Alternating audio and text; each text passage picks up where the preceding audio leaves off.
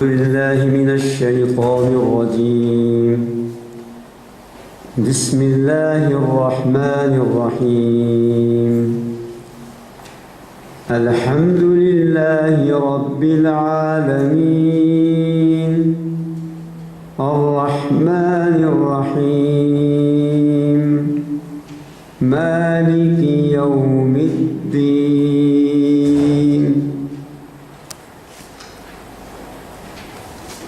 تمام تعریفیں صرف ایک اللہ ہی کے لیے ہیں جو تمام جہانوں کا رب ہے،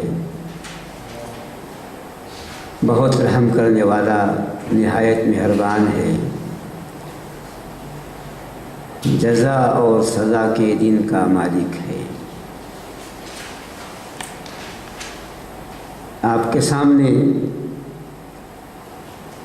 حمد پر اس سے پہلے بات بتائی گئی اور جو باتیں پیش کی گئیں وہ اس موضوع کا احاطہ نہیں ہے، چند نمونے ہیں اور مثالیں ہیں جو پیش کی گئی ہیں، ورنہ حمد پر باتیں بہت ہیں۔ رسول اللہ صلی اللہ علیہ وآلہ وسلم نے فرمایا ہے کہ الحمدللہ افضل الدعا، سب سے افضل دعا ہے الحمدللہ۔ فرماتے ہیں رسول اکرم صلی اللہ علیہ وآلہ وسلم کہ الحمدللہ تملأ المیزان، الحمدللہ میزان کو پر کر دیتا ہے۔ انسان کا وزن ہوگا وہ الحمدللہ سے جس سے اس کا وزن ہوگا وہ وزنی ہو جائے گا۔ پھر حمد کے صیغے بہت ہیں، جن جملوں سے، جن صیغوں سے اللہ تعالیٰ کی حمد بیان کی جائے ان میں ایک صیغہ فرماتے ہیں رسول اللہ صلی اللہ علیہ وآلہ وسلم کہ جب ایک صاحب نے کہا اللہم لک الحمد کما ینبغی لجلال وجہک وعظیم سلطانک، تو فرشتوں کو سمجھ میں نہ آیا کہ اس پر اجر کیا لکھیں، تو رب العالمین کے پاس وہ گئے،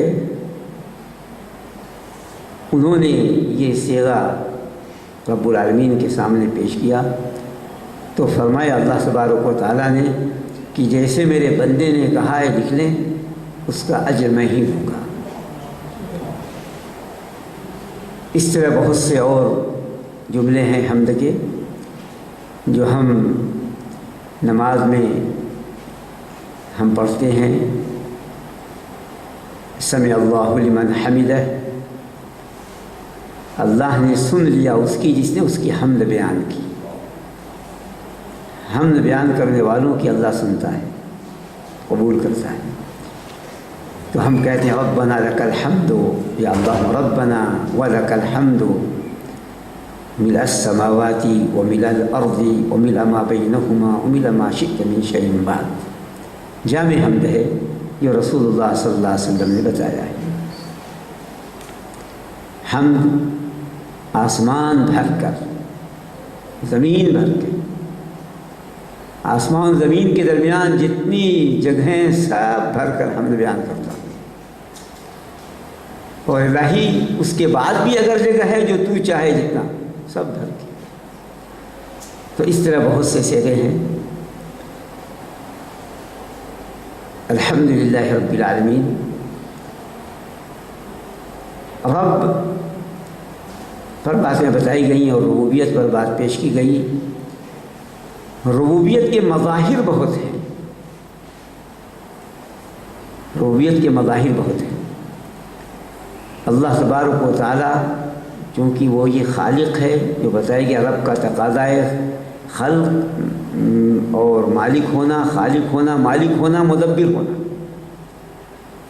تو اس لیے اللہ تبارک و تعالیٰ ایسا پالتا ہے ایسے انداز سے مکمل اس کی ربوبیت کی انسان تصور نہیں کر سکتا، سوچ نہیں سکتا۔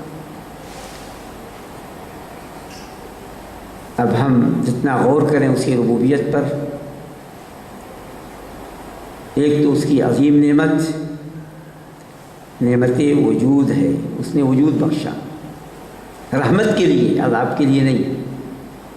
اس لیے کہ لوگوں میں اس وقت یہ بات پھیلائی جا رہی ہے کہ اللہ تعالیٰ نے ہمیں پیدا کیا ہے عذاب دینے کے لیے، اسی لیے ربوبیت کے بعد کہا الرحمن الرحیم، اس سے پہلے بھی الرحمن الرحیم کہا۔ تو اللہ تبارک و تعالیٰ نے پیدا کیا ہے رحمت کے لیے، اپنی مہربانی اتارنے کے لیے، رحم کرنے کے لیے۔ پھر اس کے بعد نعمت ہے نعمت امداد۔ پھر اللہ تبارک و تعالیٰ نے بندے کو جس چیز کی ضرورت تھی، اس کی تمام مخلوقات کو جو ضرورت تھی سب عطا کیا اللہ تبارک و تعالیٰ۔ تمام ضروریات اللہ تبارک و تعالیٰ عطا کرتا ہے۔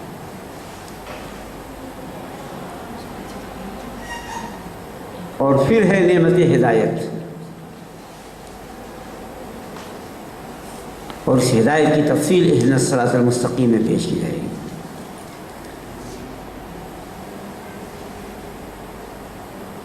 اللہ تبارک و تعالیٰ نے فرمایا مالک یوم الدین، مالک یوم الدین۔ مالک اور ملک دو روایتیں ہیں جو تواتر سے ثابت ہیں، مالک یوم الدین، ملک یوم الدین۔ دونوں رسول اکرم صلی اللہ علیہ وآلہ وسلم کی حدیث سے ثابت ہیں۔ ام سلمہ رضی اللہ تعالیٰ فرماتی ہیں کہ رسول اللہ صلی اللہ علیہ وآلہ وسلم نے نماز میں سورہ فاتحہ پڑھی تو مالک یوم الدین کہا۔ اور انس رضی اللہ تعالیٰ عنہ فرماتے ہیں کہ میں نے رسول اللہ صلی اللہ علیہ وسلم، ابوبکر و عثمان رضی اللہ تعالیٰ عنہم کے پیچھے نماز پڑھی، انہوں نے مالک یوم الدین پڑھا۔ تو ملک اور مالک دونوں تواتر سے ثابت ہیں، اور اللہ تبارک و تعالیٰ دونوں ملک اور مالک۔ مالک ملک سے ہے، مالک ملک سے، ملک ملک سے، مالک ملک سے۔ مالک کہتے ہیں کسی شخص کا کسی چیز پر ایسا قبضہ کہ اس میں مکمل تصرف کا حق اسے ہو، ملکیت۔ اور ملک کہتے ہیں بادشاہ کو، ملک کہتے ہیں بادشاہ کو۔ اور اللہ تبارک و تعالیٰ مالک بھی ہے ملک بھی ہے۔ مالک ہے وہ للہ ما فی السماوات و ما فی الارض، اللہ ہی کا ہے، یعنی اللہ ہی مالک ہے ان سب کا جو آسمانوں اور جو زمینوں میں۔ یوم لا یملک نفس لنفس شیئا والامر یومئذ للہ، جس دن کوئی جان کسی جان کی کچھ بھی مالک نہیں ہوگی، اس دن حکم صرف اللہ کا ہوگا، اللہ ہی مالک ہوگا، صرف ایک اللہ۔ تو مالک اللہ تبارک و تعالیٰ ہے، اور ملک ہے اللہ تبارک و تعالیٰ، بادشاہ ہے۔ وہ بھی اللہ تبارک و تعالیٰ نے اپنی کتاب میں بہت سی آیتوں میں ارشاد فرمایا ہے، وَاللَّهُ الَّذِي لَا إِلَٰهَ إِلَّا هُوَ الْمَلِكُ الْقُدُّوسُ السَّلَامُ، ملک ہے، بادشاہ اللہ تبارک و تعالیٰ۔ تو اللہ تبارک و تعالیٰ ملک ہے اور مالک ہے۔ دونوں میں افضل کون ہے؟ تو اس پر علماء کرام نے لمبی بحثیں پیش کی ہیں۔ کسی نے مالک کو زیادہ طاقتور کہا، کسی نے ملک کو زیادہ طاقتور کہا۔ اور حقیقت یہ ہے کہ مالک بعض اعتبار سے اس میں معنی زیادہ ہیں اور بعض اعتبار سے ملک میں معنی زیادہ ہیں، اس لیے دونوں اپنی جگہ صحیح ہیں۔ اور دونوں چونکہ رسول اکرم صلی اللہ علیہ وآلہ وسلم سے ثابت ہیں تواتر کے ساتھ۔ مالک یوم الدین، اللہ تبارک و تعالیٰ نے ہاں فرمایا کہ جزا اور سزا کے دن کا مالک ہے۔ یوم کہتے ہیں دن کو، الدین کہتے ہیں۔ دین قرآن کریم میں کئی معنوں میں استعمال ہوا ہے۔ دین کا ایک معنی ہے مذہب، شریعت، ملت۔ ان الدین عند اللہ الاسلام، بے شک دین یعنی شریعت، مذہب، ملت اللہ کے نزدیک اسلام ہی ہے۔ افغیر دین اللہ یبغون، کہ اللہ کے دین کے علاوہ یہ کوئی اور دین تلاش کرتے ہیں، چاہتے ہیں؟ یا دین سے مراد مذہب اسلام ہے، دین اسلام ہے۔ دوسرا دین، اس کا معنی ہے اطاعت۔ اور اللہ تبارک و تعالیٰ نے اپنی کتاب میں اس معنی میں بھی دین کو استعمال کیا ہے۔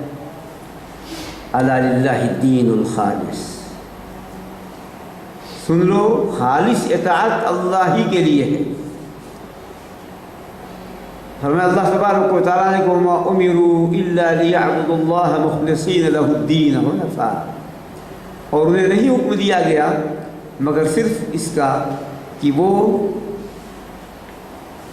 عبادت کریں اسی ایک اللہ ہی کے لیے، اطاعت کو خالص کرتے ہوئے یکسو ہو کر۔ دین یہاں اطاعت کے معنی میں ہے۔ دین قانون کے معنی میں بھی ہے، جو سورہ یوسف میں اللہ تبارک و تعالیٰ نے فرمایا ہے کہ ما کان یاخذ اخاہ فی دین الملک، بادشاہ کے قانون کے اعتبار سے یوسف علیہ السلام اپنے بھائی کو نہیں رکھ سکتے تھے، بادشاہ کے قانون کے اعتبار سے۔ تو یہاں دین قانون کے معنی میں ہے۔ دین جزا کے معنی میں بھی ہے، اور یہاں پر جزا کے معنی میں استعمال ہوا ہے۔ مالک یوم الدین، جزا کے دن کا مالک ہے،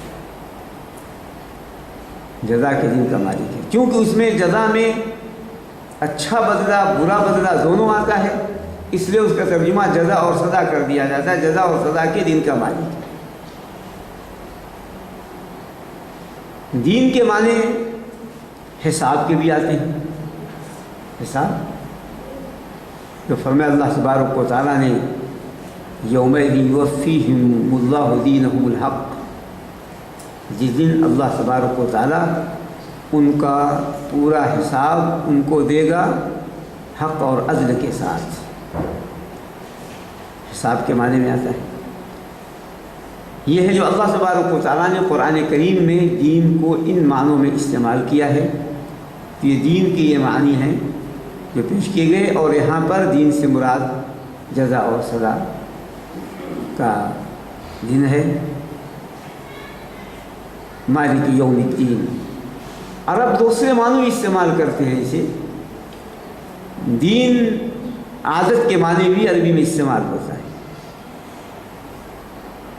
کہتے ہیں ھذا دینہ، یعنی یہ اس کی عادت ہے۔ اور دین عرب تقوی کے معنی بھی استعمال کرتے ہیں، کہتے ہیں ھذا صاحب دین، یہ دیندار آدمی، تقوی والا آدمی۔ اسی طریقے سے عرب دین کو بدلے کے معنی میں بھی استعمال کرتے ہیں، کہتے کما تدین و تدان، جیسا کرو گے ویسا تمہیں دیا جائے گا، جیسا کرو گے ویسا بھرو گے۔ تو عرب دین کو ان معنوں میں استعمال کرتے ہیں۔ اللہ تبارک و تعالیٰ نے ان متعدد معنوں میں دین کو استعمال کیا ہے۔ یہاں پر مالک یوم الدین فرمایا اللہ تبارک و تعالیٰ نے جزا اور سزا کے دن کا مالک ہے۔ یہ اس آیت میں وہ انقلابی عقیدہ بیان کیا اللہ تبارک و تعالیٰ نے۔ یوم الدین یوم القیامہ، قیامت کے ناموں میں سے ایک نام ہے یوم الدین۔ یوم الحساب، الصاخہ، الطامۃ الکبریٰ، جو فرمایا اللہ تبارک و تعالیٰ نے۔ الصاخہ کان کو بہرا کر دینے والی، قیامت، کانوں کو بہرا کر دینے والا دن، الطامۃ الکبریٰ، بہت بڑی آفت، بہت بڑی مصیبت، حساب کا دن، جزا اور سزا کا دن۔ تو اللہ تبارک و تعالیٰ نے اس میں عقیدہ آخرت کا ذکر کیا ہے، مالک یوم الدین۔ عقیدہ آخرت، اس پر جتنا ایمان ہوگا، جتنا یقین ہوگا، اتنی ہی ایک بندے کی زندگی اللہ تبارک و تعالیٰ کی اطاعت میں گزرے گی، نافرمانی سے دور ہوگا۔ اور اسی لیے اس میں خوف ہے، الرحمن الرحیم میں رحمت ہے، امید ہے، اور مالک یوم الدین صرف وہ رحم کرنے والا نہیں ہے، بلکہ وہ بدلہ دینے والا ہے، انصاف کرنے والا ہے۔ تو اب انسان ڈرے گا، خوف کھائے گا کہ اگر میں نے غلطی کیا تو مجھ کو سزا ملے گی۔ تو الرحمن الرحیم میں یہ امید ہے، اور مالک یوم الدین میں خوف ہے۔ انسان ڈرے گناہ کرنے سے، نافرمانی کرنے سے، اللہ تعالیٰ کی پکڑ سے خوف کھائے۔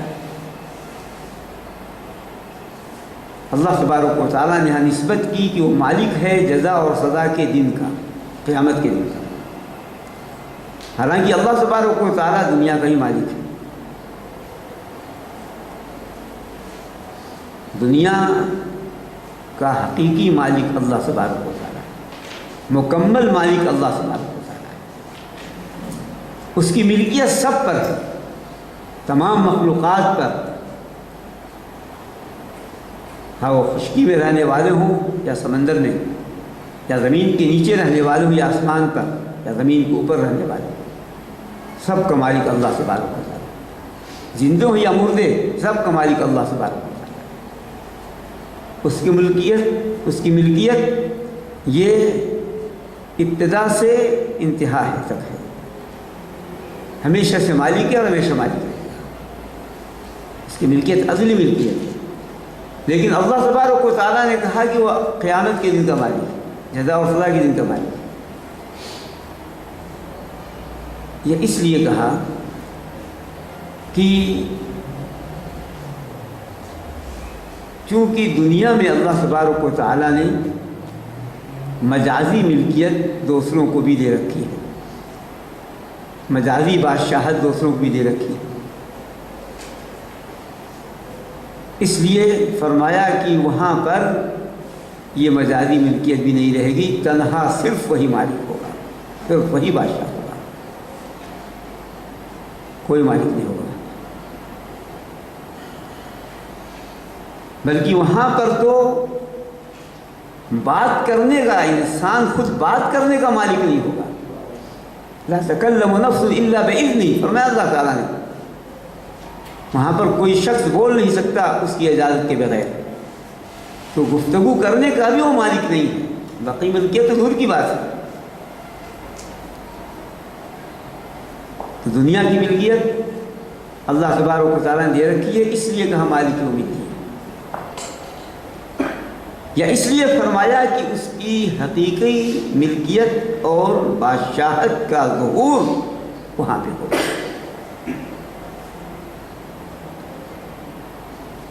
اسی لیے فرمایا اللہ تبارک و تعالیٰ نے، وہاں پوچھے گا اللہ تبارک و تعالیٰ قیامت کے دن، لمن الملک اليوم، آج بادشاہت کس کی ہے؟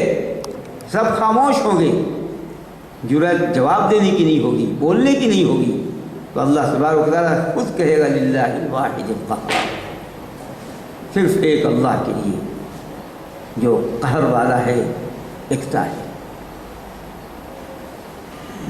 فرماتے ہیں رسول اکرم صلی اللہ علیہ وآلہ وسلم کہ اللہ تبارک و تعالیٰ زمین و آسمان کو اپنے دائیں ہاتھ میں لے لے گا، آسمان کو لپیٹ لے گا، زمین کو سمیٹ کر اپنے دائیں ہاتھ میں لے گا، اور پھر اس کے بعد کہے گا این الجبارون این المتکبرون، سرکش لوگ کہاں گئے، متکبر لوگ کہاں گئے؟ این ملوک الارض، زمین کے بادشاہ کہاں گئے؟ آج میں بادشاہ ہوں اور میرے سوا کوئی بادشاہ نہیں۔ تو اس لیے وہاں حقیقی بادشاہت دنیا میں بھی ہے، وہاں بھی رہے گی، لیکن وہاں کوئی کسی کا مالک نہیں ہوگا، سب عاجز ہوں گے اور کمزور ہوں گے۔ بڑے سے بڑے دنیا کے متکبر، جابر اور سرکش بادشاہ، اور صرف ایک اللہ تبارک و تعالیٰ کی بادشاہت ہوگی اور صرف اسی کی کبریائی ہوگی۔ سب بے بس ہوں گے، تنہا مالک وہی ہوگا، تنہا حکم وہی اسی کا ہوگا، تنہا وہی جو چاہے گا وہ کرے گا، جسے چاہے گا سزا دے گا، جسے چاہے گا جزا دے گا۔ یہ ہے، اس لیے اللہ تبارک و تعالیٰ نے فرمایا مالک یوم الدین۔ ورنہ دنیا کا ہی مالک اللہ تبارک و تعالیٰ ہے، انسان کے ہاتھ میں کچھ نہیں، اس کے بس میں کچھ نہیں، حکم اس کا چلتا ہے۔ انسان کے ارادے اور انسان کی مشیت نافذ نہیں ہوتی، ورنہ انسان بہت کچھ چاہے اور اسے وہ ملے، لیکن جو چاہتا وہ نہیں ملتا۔ تو مالک یوم الدین، یہ اللہ تبارک و تعالیٰ نے اس لیے بھی ارشاد فرمایا، یہ کہنے کے بجائے قیامت کا دن کا مالک ہے یا اور دن کا مالک ہے، مالک یوم الدین یہ بتانے کے لیے کہ جزا اور سزا کا دن آنا ہے۔ تو جزا اور سزا کی اہمیت ذہنوں میں اس کو بٹھانے کے لیے اور اس کو اجاگر کرنے کے لیے اس موضوع کو اللہ تبارک و تعالیٰ نے مالک یوم الدین کہا ہے، جزا اور سزا کے دن کا مالک ہے، تاکہ لوگ اس دن کی تیاری کریں، اس دن کی تیاری کریں۔ اور یہی ہے جب ایک شخص کا ایمان بنتا ہے حساب کے دن پر، آخرت کے دن پر، مرنے کے بعد زندہ ہونے کے دن پر، حشر و نشر کے دن پر، جزا اور سزا کے دن پر، تو پھر اللہ تبارک و تعالیٰ سے ڈر کر اس کی اطاعت میں زندگی بسر کرتا ہے، ظلم سے دور۔ اس لیے فرمایا رسول اکرم صلی اللہ علیہ وسلم نے کہ اگر کسی کا کسی پہ ظلم ہو تو دنیا ہی میں وہ حلال ہو لے، اس سے پہلے کہ وہاں پر وہ دن آئے جہاں درہم و دینار نہیں ہوں گے۔ یہ دنیا ہے،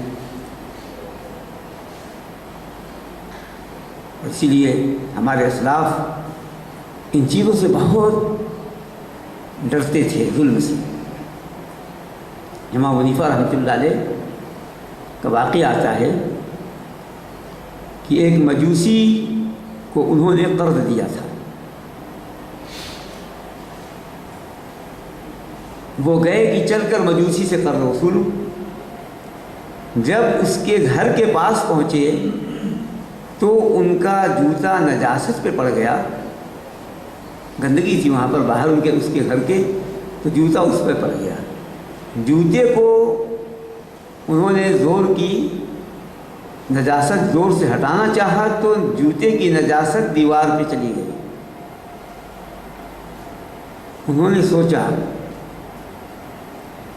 کہ اگر میں اس نجاست کو دیوار پہ چھوڑ دیتا ہوں تو دیوار بری لگے گی، اور اگر میں دیوار سے صاف کرتا ہوں تو دیوار کی مٹی نکل جائے گی، ظلم ہو گئی۔ دروازہ کھٹکھٹایا، باندھی نکلی، کہا اپنے مالک کو بلاؤ۔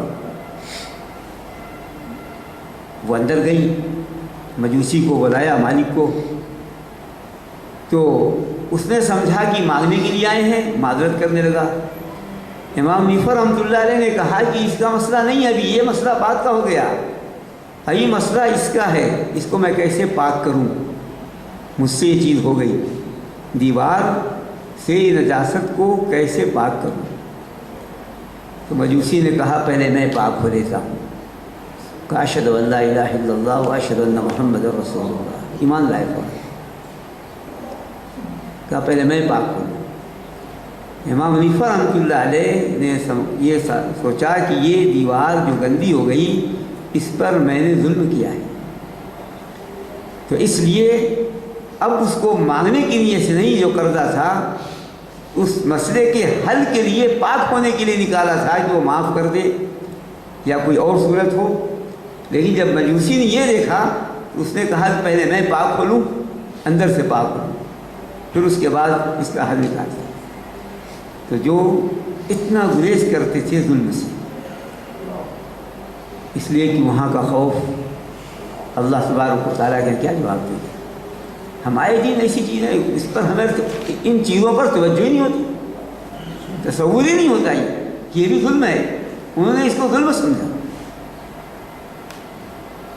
مالک یوم الدین، اللہ تبارک و تعالیٰ جزا اور سزا کے دن کا مالک ہے، قیامت کے دن کا تنہا مالک ہے۔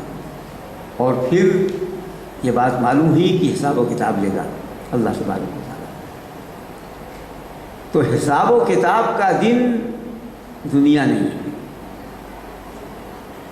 دنیا دار العمل ہے، آخرت دار الجزا ہے۔ دنیا دار العمل ہے، دنیا مزرعۃ الآخرہ، فرمائے رسول اللہ صلی اللہ علیہ وسلم نے، دنیا آخرت کی کھیتی ہے، یہاں ہم کھیتی کریں گے، آخرت میں کاٹیں گے، آخرت میں اس کا پھل ملے گا۔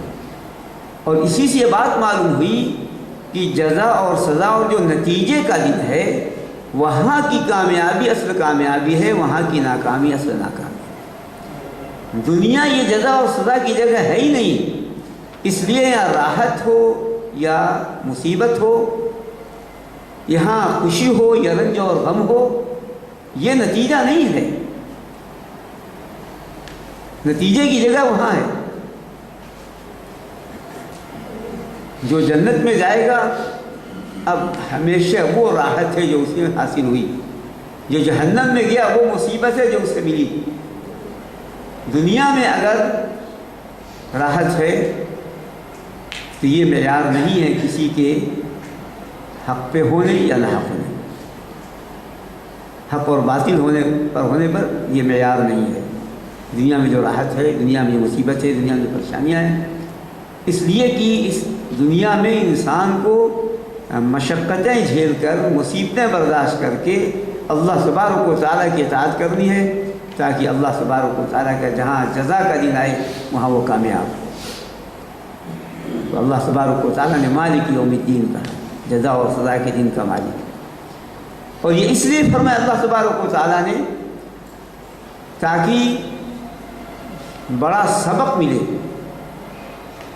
لوگوں کو سبق ملے کہ ہمیں دنیا میں جو ملکیت حاصل ہے اس کا غلط استعمال نہ کریں، اس ملکیت کی پوچھ ہوگی۔ جو ذمہ داری حاصل ہوئی ہے اس ذمہ داری کے بارے میں اللہ تعالیٰ حساب لے گا۔ کلکم راعین وکلکم مسئول عن رعیتہ، فرمایا آپ صلی اللہ علیہ وسلم نے کہ تم میں کا ہر شخص نگراں ہے اور ہر شخص سے اس کی نگرانی کے بارے میں پوچھا جائے گا۔ جن کا وہ ذمہ دار ہے، جن کا وہ مالک ہوا ہے، تو اس کی اس ملکیت کے بارے میں قیامت کے دن پوچھا جائے گا۔ تو اللہ تبارک و تعالیٰ نے مالک یوم الدین اس لیے کہا تاکہ یہ سبق لے کہ دنیا میں، اس لیے پوچھے گا اللہ تعالیٰ این ملوک الارض، زمین کے بادشاہ کہاں ہیں، متکبر کہاں ہیں، سرکش کہاں ہیں۔ جو اللہ تبارک و تعالیٰ ذمہ داریاں دیتا ہے، جو عہدے دیتا ہے، یہ عہدے ہے اس لیے کہ اس سے سبق سیکھا جائے، درس حاصل کیا جائے۔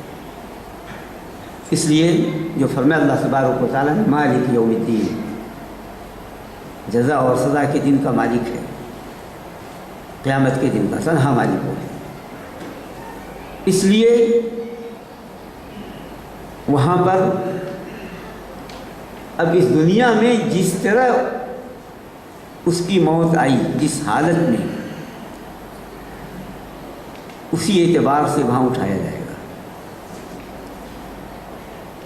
اس لیے ہم اپنا جائزہ لے لیں اپنے اعمال کا بھی، اور ڈرتے رہیں کہیں ہماری اس حالت میں موت نہ آئے جس حالت میں ہم اٹھائے جائیں اور ہماری ذلت کا سامنا ہو۔ مسلم شریف کی حدیث ہے، فرماتے ہیں رسول اللہ صلی اللہ علیہ وسلم یبعث کل عبد علی ما مات علیہ، ہر بندہ دوبارہ اسے زندہ کیا جائے گا اس حالت میں جس پر وہ مرا ہے۔ کفر کی حالت میں مرا ہے تو کفر کی حالت میں اسے زندہ کیا جائے گا، شرک کی حالت میں مرا ہے شرک کی حالت میں زندہ کیا جائے گا، شراب پیتے ہوئے مرا ہے شراب کی حالت میں اسے زندہ اٹھایا جائے گا، زنا کی حالت میں مرا ہے زنا کی حالت میں اسے اٹھایا جائے گا، جن جن حالتوں میں وہ مرا ہے ان حالتوں میں اس کو اٹھایا جائے گا۔ ڈرنے کی چیز ہے۔ ہاں جو سجدے کی حالت میں وفات پایا ہو اسے اس حالت میں اٹھایا جائے گا، جو ذکر کرتے ہوئے مرا ہے اس کو ذکر کی حالت میں اٹھایا جائے گا،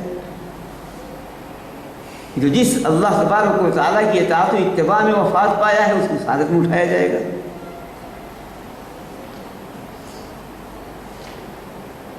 تو اس لیے مالک یوم الدین جو اللہ تبارک و تعالیٰ نے فرمایا ہے یہ جملہ مختصر سا ہے لیکن باتیں بہت تفصیل طلب ہے، بہت زیادہ اس دن کے بارے میں، اور جتنا اس کا استحضار ہوگا اتنے ہی اعمال صالحہ کا ظہور ہوگا، اور جتنا اس پر ایمان کمزور ہوتا جائے گا اتنی ہی وہ نافرمانی کی زندگی میں سے ہوتا جائے گا انسان۔ اسی لیے جو ہمارے اسلاف سے ایسے واقعات رونما جو نظر آتے ہیں سنتے ہیں وہ اسی آخر دن پہ ایمان کا نتیجہ تھا، جو ہم کہتے ہیں کہ یہ تو فرشتے کر سکتے ہیں، فرشتوں کی خوبی ہے، یہ فرشتوں کو ہونا چاہیے۔ تو اللہ تبارک و تعالیٰ نے فرمایا کہ مالک یوم الدین جزا اور سزا کے دن کا مالک ہے۔ دنیا میں اللہ تبارک و تعالیٰ جو ہم یہ دیکھتے ہیں کہ ایک شخص مرا، زندگی بھر کفر کرتا رہا، نافرمانیاں کرتا رہا، وہ اس دنیا سے رخصت ہو گیا۔ ایک شخص زندگی بھر اچھا کام کرتا رہا، وہ بھی دنیا سے رخصت ہو گیا۔ تو کیا دونوں برابر ہوں گے؟ دونوں برابر نہیں ہو سکتے۔ اگر دونوں برابر ہوئے تو اس کا مطلب یہ ہے کہ اللہ یا تو ایسا اسی صورت میں ہو سکتا ہے کہ جب کوئی بے بس ہو، کچھ نہیں کر سکتا ہے، بے بس ہے، یا راضی ہو اس پر خوش ہو، اس پر راضی ہو، یا یہ کہ اس کو اس کا علم نہ ہو، اور تینوں چیزیں اللہ تبارک و تعالیٰ سے محال ہیں۔ اللہ تبارک و تعالیٰ اس پر راضی نہیں ہوگا کہ اچھے کو اور برے کو دونوں کو یکساں کر دے۔ اللہ تبارک و تعالیٰ دونوں کو، اچھے کو اچھا برے کو برا بدلہ دینے سے بے بس نہیں ہے، عاجز نہیں ہے۔ اللہ تبارک و تعالیٰ کو ایسا بھی نہیں کچھ علم نہ ہو کہ اس سے اچھا کام کیا اس سے برا کام کیا۔ تو تینوں چیزیں اللہ تبارک و تعالیٰ سے محال ہیں۔ اس لیے دنیا میں ہم دیکھتے ہیں، دنیا میں عام طور پر ہزاروں طرح کے لوگ ہیں۔ ایک زندگی بھر جرم کرنے والا وہ بھی چلا جاتا ہے، اس کو اس کے جرم کی سزا نہیں ملتی، اور ایک زندگی بھر اعمال صالحہ کرنے والا وہ بھی گزر جاتا ہے، بلکہ مسکنت محتاجگی کی حالت میں جاتا ہے اور اسے جو ہے اس کی جزا نہیں ملتی۔ تو یقیناً اللہ ظالم نہیں ہے، اللہ عاجز نہیں ہے۔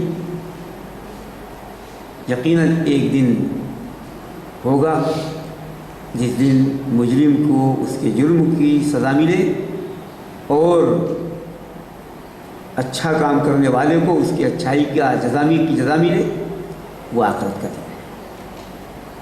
یہ عقلاً بھی انسان کو سمجھ میں آنی چاہیے، جبکہ اللہ تبارک و تعالیٰ نے اپنی کتاب میں اور رسول اکرم صلی اللہ علیہ وسلم نے اپنی تعلیمات میں تفصیل سے ان چیزوں کو بتا دیا ہے۔ لیکن یہ عقل بھی انسان کو سمجھ آنی چاہیے کہ دونوں برابر نہیں سکتے۔ ہاں اللہ تبارک و تعالیٰ نے کبھی کبھی اپنی قدرت کا اظہار کر دیا ہے اور سزا دے دی ہے، یہ نمونے کے طور پر، ورنہ دنیا سزا کی جگہ نہیں ہے، نمونے کے طور پر۔ جو ہم سنتے رہتے ہیں کہ فلاں کے جرم پر اس کو دنیا میں سزا مل گئی، فلاں یہ کیا اس کو دنیا میں سزا مل گئی، یہ عذاب ادنا ہے جو اللہ تبارک و تعالیٰ نے فرمایا، عذاب اکبر الگ ہے قیامت کا دن۔ اور اسی لیے بہت سے واقعات ملتے ہیں کہ اللہ تبارک و تعالیٰ نے دنیا میں سزا دیا ہے، یہ لوگوں کو تنبیہ اور آگاہی کے لیے کہ ایک اللہ ہے، اس کی قدرت ہے، اور ایک دن آئے گا کہ وہ سب کو پورا حساب، سب سے پورا حساب لے گا اور اسی کے اعتبار جزا اور سزا دے گا۔ یہ بتانے کے لیے ہمارے اسلام کے واقعات میں آتا ہے کہ ایک ظالم شخص تھا، ایک فقیر مچھلی شکار کر کے آ رہا تھا، دنیا میں سزا دے دیتا اللہ سبحانہ۔ تو اس ظالم نے کہا کہ مچھلی مجھے دے دو، اس نے کہا نہیں بھائی، میں نے اپنے بال بچوں کے لیے پکڑا ہے، اس کو بیچ کر کے اس کی قیمت لے کر روزی کھانا پینا بچوں کے لیے، اس لیے میں کروں۔ لیکن اس نے اس کو مارا، ظالم انسان نے مچھلی والے کو، اور زبردستی چھین کر مچھلی لے کے چلا گیا۔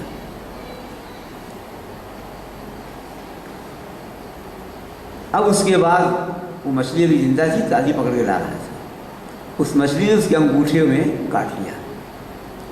جب مچھلی لے کر گھر پہنچا ہے ظالم شخص، تو اس کے انگوٹھے میں بہت ہی سخت درد محسوس ہوا، ناقابل برداشت، نیند ہی نہیں آتی۔ گیا ڈاکٹر کے پاس تو کہا کہ جو اندر زہریلا کیڑا آ جاتا ہے جس سے کاٹنا پڑتا ہے، وہ چیز آ گئی ہے، اس کو آکلہ کہتے ہیں عربی میں، وہ چیز لگ گئی ہے، انگوٹھا کاٹنا پڑے گا۔ اس نے کہا ٹھیک ہے، انگوٹھا کٹوا دیا۔ لیکن آیا تو پھر سویا تو پھر درد میں اضافہ ہی اضافہ۔ اس نے کہا کہ جی ہاتھ کاٹنا پڑے گا، ہاتھ بھی کٹوا دیا۔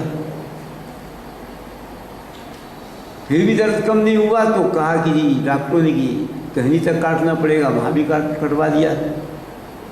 پھر اس کے بعد اس نے کندھے تک درد، پھر بھی درد رہا، ڈاکٹروں نے کہا کہ جی کندھا کاٹنا پڑے گا، یہاں تک کاٹ دیا۔ اسی حالت میں ایک بزرگ نے ان کو دیکھا کہ تمہاری حالت کیا ہے؟